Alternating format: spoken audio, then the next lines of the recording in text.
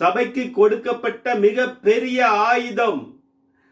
மத்தேயு 16:19 பூலோகத்திலே நீ கட்டுகிறது எதுவோ அது பரலோகத்திலே கட்டப்பட்டிருக்கும், பூலோகத்திலே நீ கட்டவிழ்க்கிறது எதுவோ அது பரலோகத்திலே கட்டவிழ்க்கப்படும்.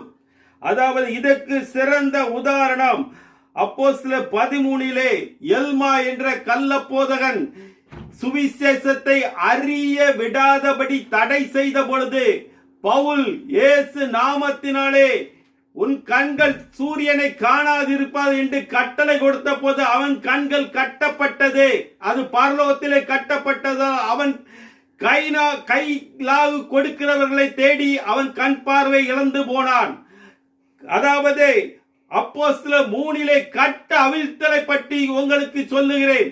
அதாவது பிறவி சப்பானியை யோவானும் பேதுருவும் எழுந்து நட என்று சொன்ன பொழுது அந்த கட்ட அவிழ்ந்த